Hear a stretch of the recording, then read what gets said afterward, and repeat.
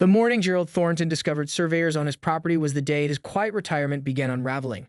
He had been sitting on his back porch, coffee mug warming his palms against the crisp autumn air, when the unmistakable flash of neon vests caught his eye through the thinning trees. Three men with tripods and measuring equipment were waiting for the cattails at the edge of his pond, the pond his grandfather had dug by hand nearly 70 years ago. Gerald set his mug down with deliberate calm, though his heart had already begun hammering against his ribs. At 68, the former biology professor had returned to his family's 5-acre homestead specifically for the tranquility it promised. The property sat at the edge of the Oak Ridge Estates development where newer homes with manicured lawns had sprung up over the past decade. Gerald's land, with its wild gardens and spring-fed pond, was a deliberate throwback to when the area had been nothing but rolling countryside. "Excuse me," Gerald called out, his voice carrying across the water. "This is private property." The youngest of the three surveyors looked up, startled. The oldest, a heavy-set man with a deeply tanned face, merely glanced over his shoulder before returning to his equipment. "We have permission, sir," the man called back, not bothering to elaborate further. "Not for me, you don't," Gerald replied, already making his way down the embankment, his worn hiking boots finding the familiar path to the water's edge. The confrontation that followed would be the first skirmish in what would become a years-long battle. The surveyors, it turned out, were working under the direction of the Oak Ridge Estates Homeowners Association, a body Gerald had steadfastly refused to join when they tried to absorb his property into their jurisdiction 3 years earlier.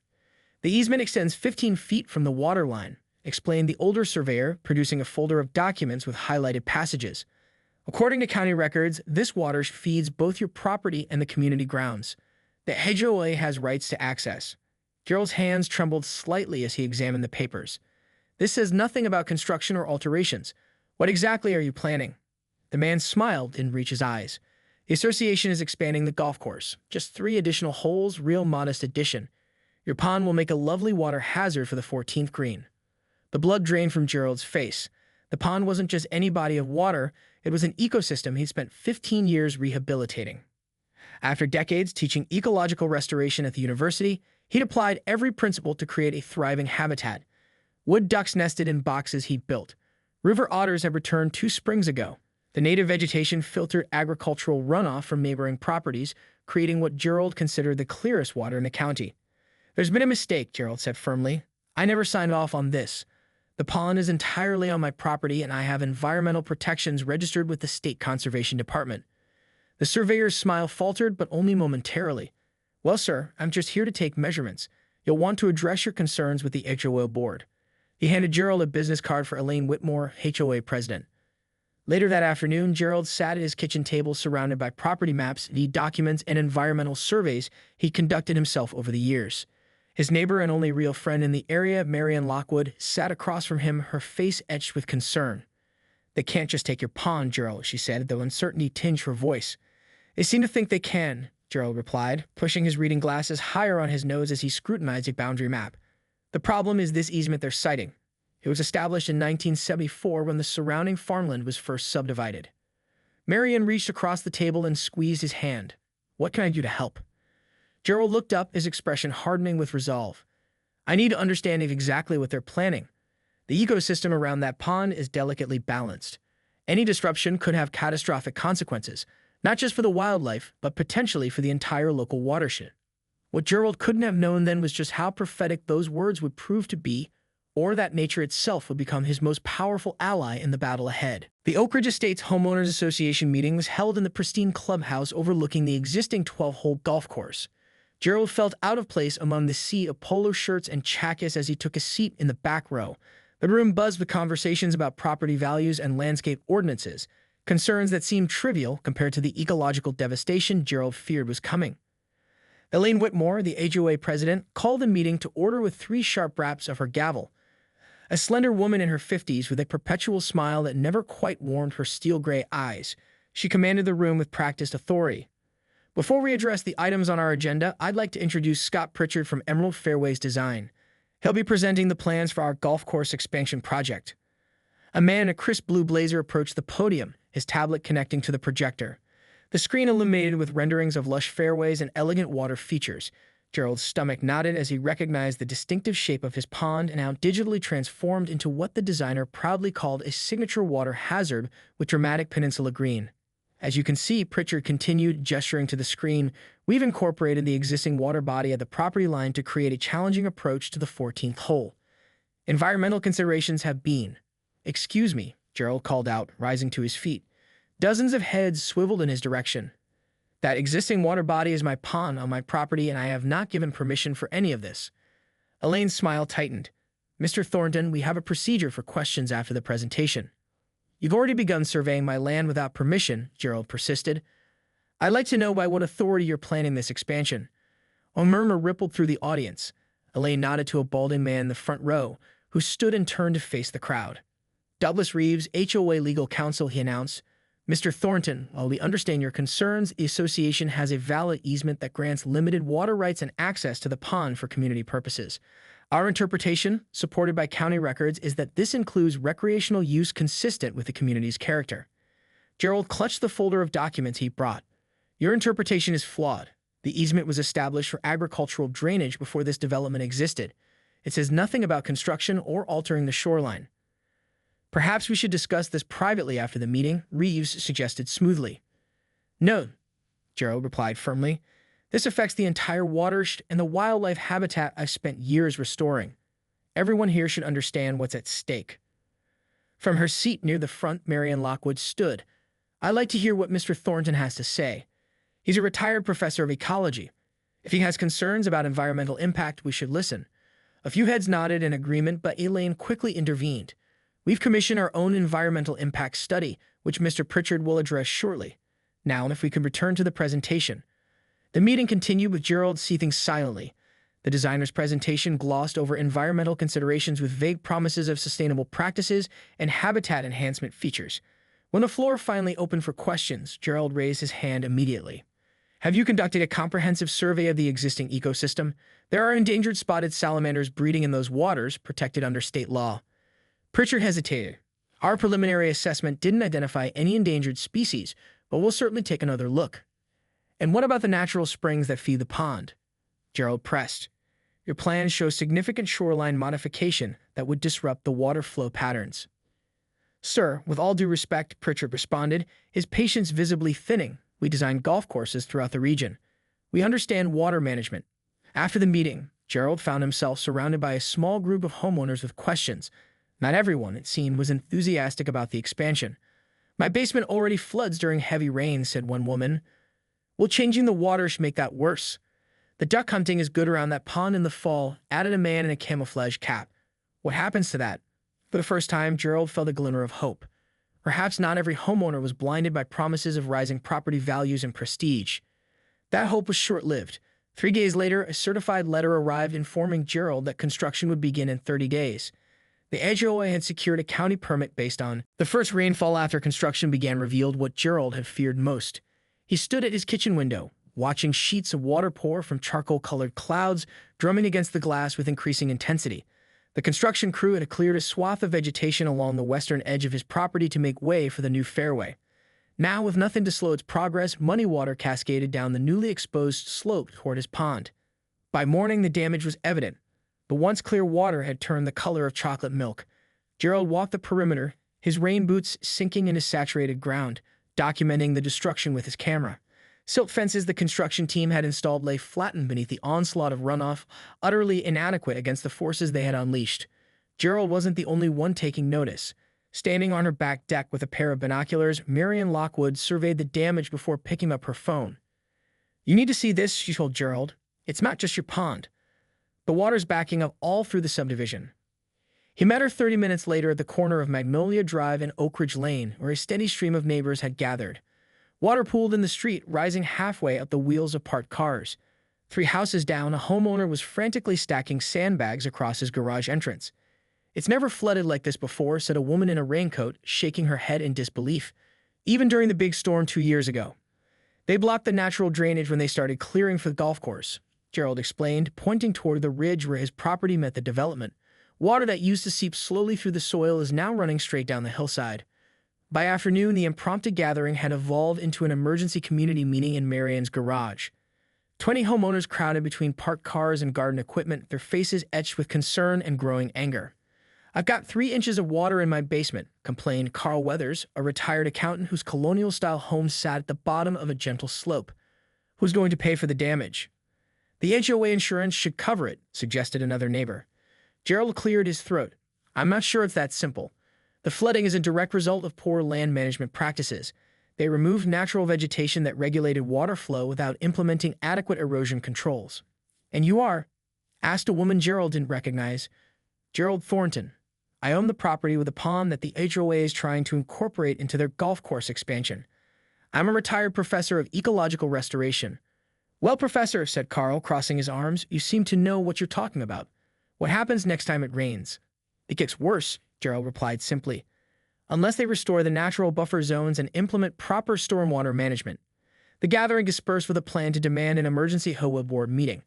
Gerald returned home to find Lydia Chen waiting in his driveway, her hybrid sedan spattered with mud from the partially flooded roads. "Perfect timing," he said, greeting his former student with a grim smile. "We've got quite the case study in ecological disruption unfolding." Together, they walked the property line, Lydia taking notes and photographs to supplement Gerald's documentation. The construction zone resembled a mudslide more than a future golf course, with heavy equipment sitting abandoned in pools of standing water. "This is actually helpful for our case," Lydia explained as they made their way back to the house. "The immediate and observable damage strengthens our argument for an emergency injunction." Inside, they spread their evidence across Gerald's dining table: photographs, water samples in labeled jars, rainfall data, and topographical maps. "The judge needs to see not just the damage to your property," Lydia advised, "but the broader impact on the community and watershed. This isn't just about one man's pond anymore." The emergency HOA meeting convened 2 days later in the middle school gymnasium, the only venue large enough to accommodate the unexpected turnout. Nearly 200 residents packed the folding chairs, the crowd spilling along the walls and into the hallway beyond. Gerald and Marian arrived early, securing seats near the front. Elaine Whitmore took the stage with visible reluctance, flanked by Douglas Reeves and 2 other board members. Gone was her usual confident demeanor, replaced by a tense, defensive posture. "We understand there have been some concerns about stormwater management related to the golf course expansion," she began, her voice echoing through the PA system. "I want to assure everyone that my house is underwater." Someone shouted from the back, "I've got $20,000 in damage." By early May, Gerald's pond had become unrecognizable. Where clear water had once reflected the sky, a murky green surface now bubbled with mysterious activity. The cattails along the shoreline had quadrupled in density, spreading inward from the edges like an advancing army. Purple leucostrife, an aggressive wetland plant Gerald had carefully managed for years, now exploded in vibrant patches, its roots thriving in the nutrient-rich runoff from the construction site. "It's not exactly what I planned," Gerald admitted to Marian as they stood on his back porch, surveying the transformation. "But there's a strange justice to it. The county's stop-work order had halted construction for 3 weeks now, leaving half-finished earthworks and abandoned equipment scattered across what should have been the 14th and 15th holes. Without daily maintenance, the exposed soil had quickly sprouted a carpet of opportunistic weeds. Each rainfall carved deeper channels down the slope, funneling more sediment and fertilizer toward Gerald's increasingly swamp-like pond. "You should see what's happening on the other side," Marian said, gesturing toward the subdivision. The standing water never fully drained from that low area behind the Petersons' house. Now it's like a satellite pond forming. She checked her phone. "Almost time for the site inspection, shall we?" They drove to the clubhouse where a small crowd had gathered in the parking lot. County officials in khaki uniforms consulted clipboards beside their white government trucks. Representatives from the state's Department of Natural Resources examined soil samples at the edge of the construction zone. And standing apart, arms crossed defensively, Elaine Whitmore and the HOA board watched with tight expressions.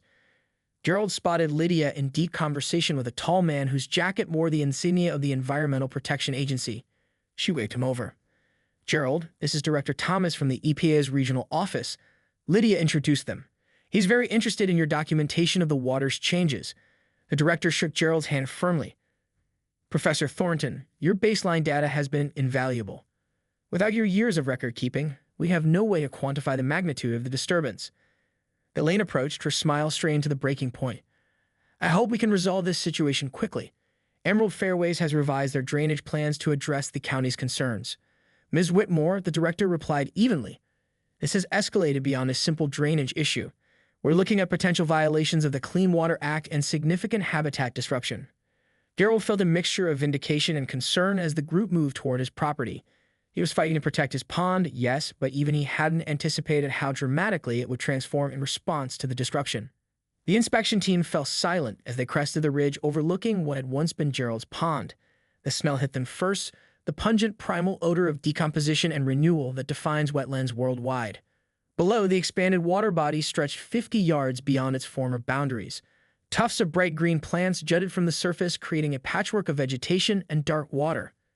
"My God," breathed one of the county inspectors. "It's completely eutrophic." Nutrient overload, Gerald explained for the benefit of the non-scientists present. All the fertilizer and organic matter from the disturbed soil has created perfect conditions for explosive plant growth. "And what are those?" asked Elaine, pointing to dark shapes moving near the surface. "Bullfrogs," Gerald replied. "Biggest population I've seen in 20 years.